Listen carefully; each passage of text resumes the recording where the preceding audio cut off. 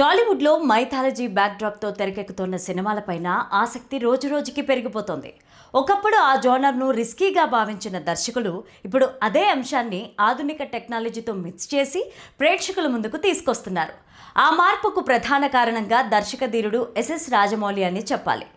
ఆయన సినిమాలు ప్రపంచవ్యాప్తంగా తెలుగు సినిమా స్థాయిని పెంచడమే కాకుండా మైథాలజీకి కొత్త గుర్తింపును తీసుకొచ్చాయి. ఈ వీడియోని చివరి వరకు చూడండి. ప్లీజ్ లైక్ చేయండి, షేర్ చేయండి, అలాగే బెల్ బటన్ నొక్కి సబ్స్క్రైబ్ చేసుకోవడం మర్చిపోకండి. ఇక హెడ్లైన్స్ చూద్దామా. రాజమౌళికి పోటీగా నాగశ్విన్. రాజమౌళి రాముడితో, నాగశ్విన్ కృష్ణుడితో. మైథాలజీ బ్యాక్డ్రాప్ ని నెక్స్ట్ లెవెల్ కి తీసుకెళ్తున్న ఇద్దరు టాప్ డైరెక్టర్స్. కొత్త ప్రపంచాన్ని సృష్టించడంలో ఇద్దరూ దిట్ట.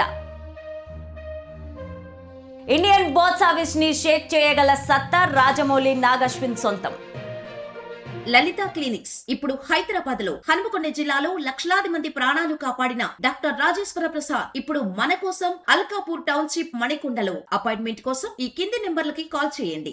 ఇక స్టోరీలోకి వెళ్తే, టాలీవుడ్లో మైథాలజీ బ్యాక్డ్రాప్తో తెరకెక్కుతున్న సినిమాలపైన ఆసక్తి రోజురోజుకి పెరుగుతోంది. ఈ మార్పుకు ప్రధాన కారణంగా దర్శకధీరుడు ఎస్ఎస్ రాజమౌళి అని చెప్పాలి. బాహుబలి, మగధీర, యమదొంగ వంటి చిత్రాల్లో భారతీయ ఇతిహాసాల ప్రభావం స్పష్టంగా కనిపిస్తోంది. ముఖ్యంగా రామాయణం, మహాభారతం వంటి మహాకావ్యాల స్ఫూర్తితో కథలు నిర్మిస్తూ వాటిని మోడ్రన్ టెక్నాలజీతో ప్రేక్షకులకు పరిచయం చేయడంలో రాజమౌళి ప్రత్యేక శైలిని ఏర్పరచుకున్నారు. అదే సమయంలో మైథాలజీ సినిమాలపైన పెరుగుతున్న ఆసక్తి గుర్తించిన ప్రస్తుత జనరేషన్ దర్శకులు కూడా ఆ దిశగా అడుగులు వేస్తున్నారు. అందులో ముఖ్యంగా young and talented director Nag Ashwin పేరు ముందుంటుంది. ఆయన తెరకెక్కించిన కల్కి 2898 చిత్రం మైథాలజీని సైన్స్ ఫిక్షన్తో మిక్స్ చేసి కొత్త ప్రయత్నంగా నిలిచింది. ఆ సినిమాలో భవిష్యత్ నేపథ్యాన్ని తీసుకున్నప్పటికీ కథలోని కీలక భాగాలు మహాభారతం, హిందూ పురాణాల ప్రభావంతో నడుస్తాయి. ముఖ్యంగా క్లైమాక్స్లో మైథాలజీ ఎలిమెంట్స్ ప్రేక్షకులను ఆకట్టుకున్నాయి. విజువల్ ఎఫెక్ట్స్, కథనం, క్యారెక్టరైజేషన్లో ఆయన చూపించిన క్రియేటివిటీ ప్రేక్షకులకు విభిన్న అనుభూతిని గురిచేసింది. పూర్తిగా పురాణాలపైన ఆధారపడకుండా వాటి స్ఫూర్తిగా కొత్త ప్రపంచాన్ని సృష్టించడంలో నాగశ్విన్ ప్రత్యేకంగా చెప్పుకోవచ్చు.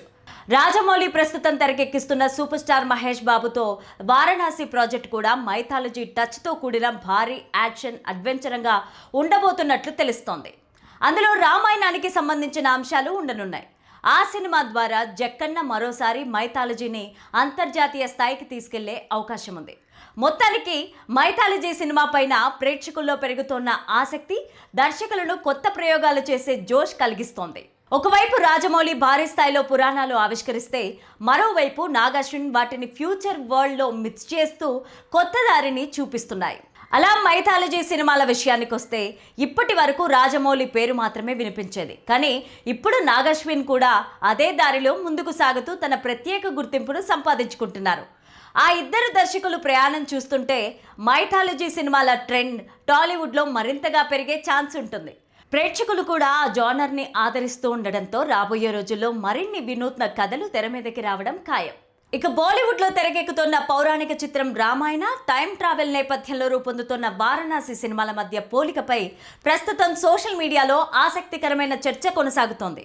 కథాపరంగా చూస్తే రామాయణ పూర్తి స్థాయిలో శ్రీరాముడి జీవితాన్ని ఆధారంగా చేసుకొని సాగే మహాకావ్య చిత్రం. ఇది సుమారు 3 గంటల పాటు ప్రేక్షకులని ఒక పౌరాణిక ప్రపంచంలోకి తీసుకెళ్లే ప్రయత్నం చేస్తోంది. ఇక మరోవైపు వారణాసి సినిమా మాత్రం టైం ట్రావెల్ కాన్సెప్ట్తో రూపొందుతూ అందులో రామాయణానికి సంబంధించిన అంశాలని కేవలం 20 నిమిషాల పాటు కనిపించే ఎపిసోడ్గా ఉంటాయని సమాచారం. దీంతో ఆ రెండు చిత్రాల మధ్య నేరుగా పోలిక చేయడం కంటే వాటి ప్రత్యేకతలను వేరువేరుగా చూడాల్సిన అవసరం ఉందని కొందరు సినీ ప్రియులు చెప్తున్నారు. విజువల్ విషయానికి వస్తే, రామాయణ చిత్రం అత్యాధునిక సాంకేతికతతో రూపొందిస్తూ భారీ స్థాయిలో గ్రాఫిక్స్, విజువల్ ఎఫెక్ట్స్ పైన దృష్టి పెట్టింది. ప్రతి ఫ్రేమ్లో కూడా ఒక పౌరాణిక గొప్పతనాన్ని చూపించేందుకు దర్శకుడు ప్రయత్నిస్తున్నాడు. దీంతో ఆ సినిమా విజువల్ పరంగా అద్భుతంగా ఉండబోతోందనే అంచనాలు ఉన్నాయి. వారణాసి విషయానికి వస్తే, ఇందులో కెమెరా మూమెంట్స్, యాక్షన్ సన్నివేశాలు మరింత డైనమిక్గా ఉండేలాగా ప్లాన్ చేస్తున్నట్టు టాక్ వినిపిస్తోంది. ముఖ్యంగా హీరోయిజాన్ని ఎలివేట్ చేసేలాగా, హైలైట్ చేసే విధంగా షాట్లు ఉంటాయని చెప్తున్నారు. ఈ నేపథ్యంలో విజువల్ ప్రెజెంటేషన్లో రెండు సినిమాలు రెండు విభిన్న దారుల్లో ప్రయాణిస్తున్నాయని చెప్పాలి. దర్శకుల విషయానికొస్తే నితీష్ తివారీ భావోద్వేగ కథలు చెప్పడంలో నైపుణ్యం కలిగిన దర్శకుడిగా పేరు తెచ్చుకున్నారు. దంగల్ వంటి చిత్రాలతో ప్రేక్షకులను కదిలించిన ఆయన ఈసారి కూడా భావోద్వేగాలకు ప్రాధాన్యత ఇచ్చే అవకాశం ఉందని తెలుస్తోంది.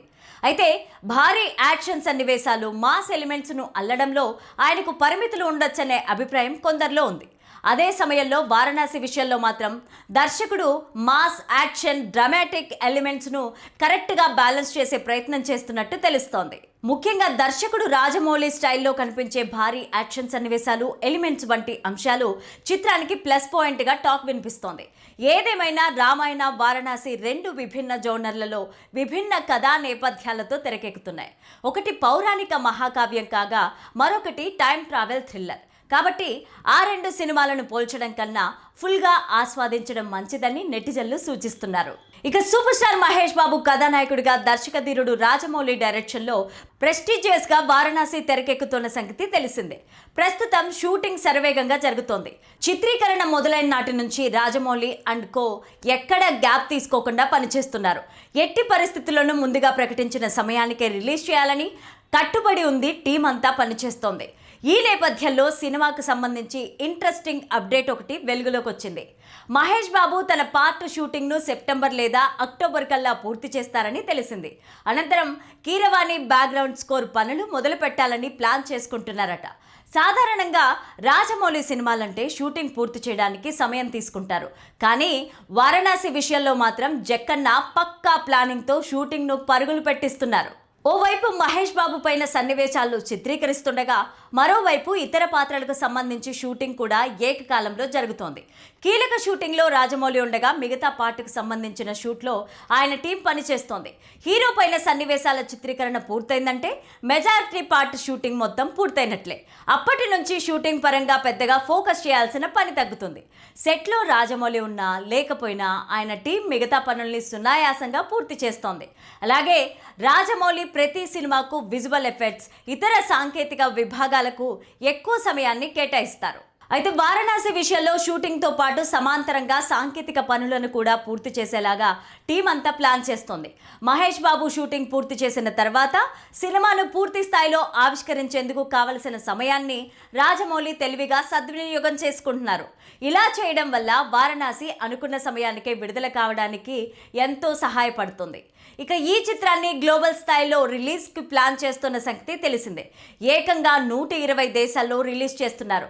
ఒకేసారి ఇన్ని దేశాల్లో రిలీజ్ చేయడం అన్నది చిన్న టాస్క్ అయితే కాదు. రిలీజ్కి సంబంధించి గ్లోబల్ స్థాయిలో పెద్ద పెద్ద ఏజెన్సీలు, పంపిణీ సంస్థలతో సంప్రదింపులు జరపాల్సి ఉంటుంది. అందుకు కూడా సమయం ఎక్కువగానే పడుతుంది. అయితే రాజమౌళి లాంటి లెజెండ్కు అదేం పెద్ద పని కాదు. ఆస్కార్తో అంతర్జాతీయంగా తనకున్న గుర్తింపుతో అనుకున్నంత గొప్పగా పాన్ వరల్డ్ స్థాయిలో రిలీజ్ చేస్తారు.